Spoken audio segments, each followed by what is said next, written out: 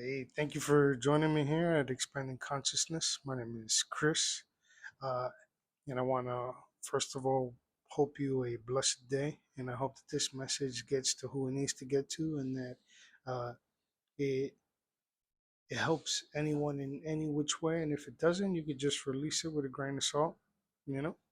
Uh, but in this video specifically, I want to address an intuitional communication hack, which I have shared with my daughters. I try to strengthen it with them.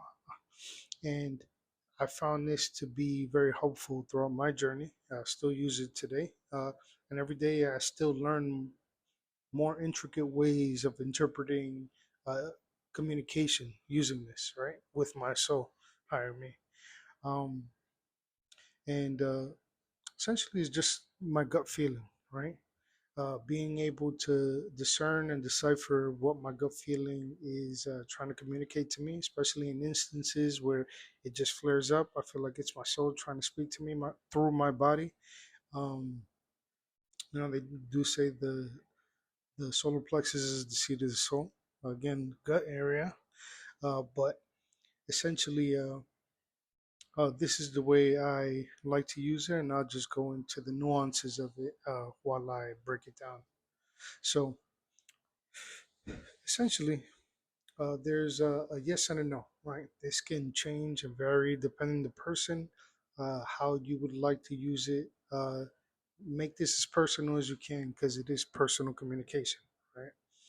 Um, so the first way I like to start is bringing it down to a ground level or a base or zero, right? From here, you'll be more easily able to uh, decipher whether it's a yes or a no, right? So I like with breathing from the diaphragm or belly breaths, as I like to tell my daughters. You want to act as if your lungs are in your belly and you want to inflate it with air.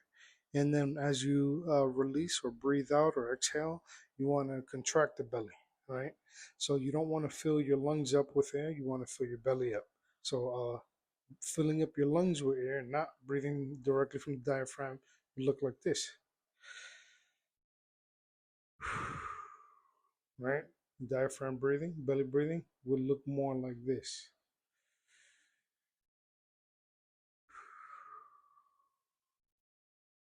Now, there's a second piece of information here, which would be uh, in on the breath out, on the exhale. I like to breathe through the back of my throat.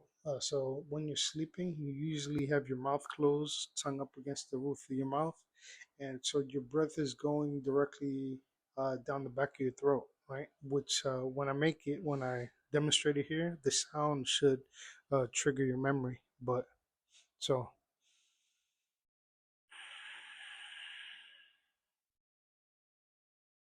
all right, compared to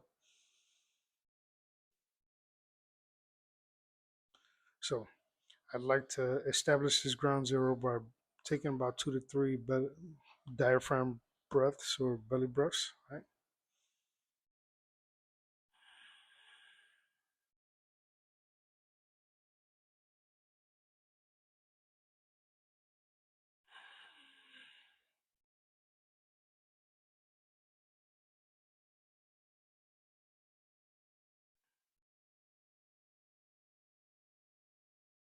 Closing the eyes does help to concentrate on the relaxation, but it's not necessary. Once you do this, you want to ask yourself a yes or no question, right? Question you know the answer to. So, is my name Chris? And then just notice the feeling in your gut, the sensation. So for me, anytime it's trying to communicate a no to me, it gets really tense, right?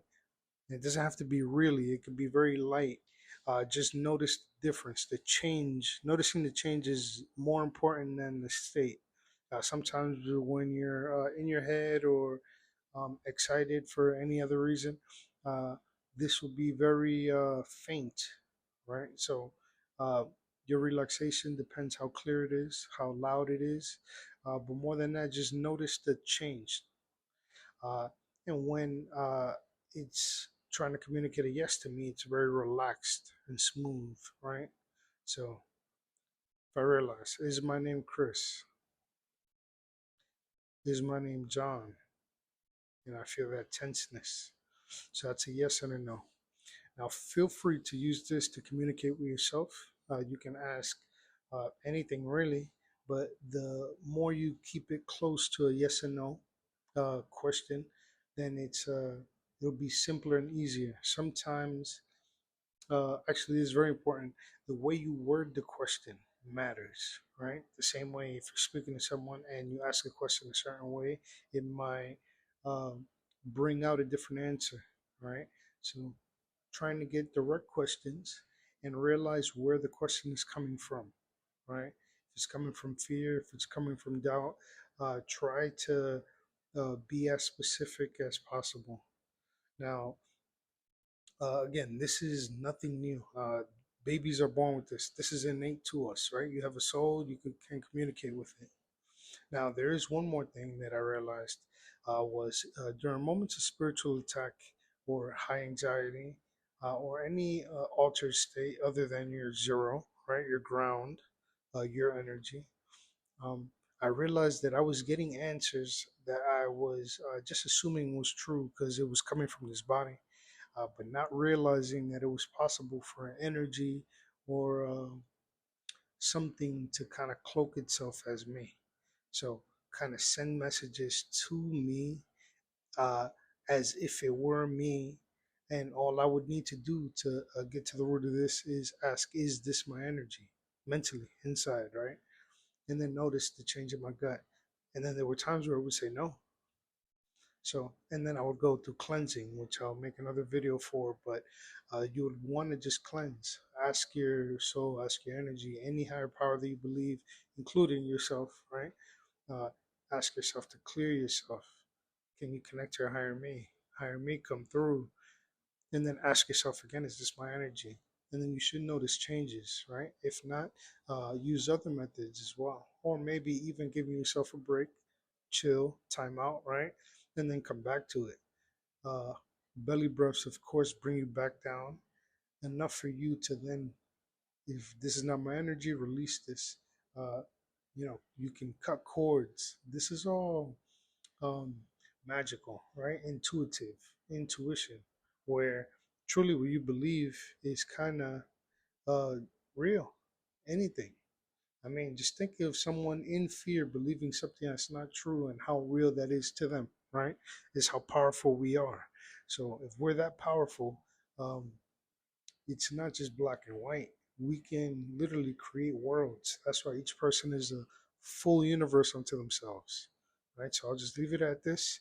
I hope that this is useful. Feel free to write comments, share your thoughts, experiences, and I'll definitely enjoy reading all of them and replying back. Again, thank you again and bless.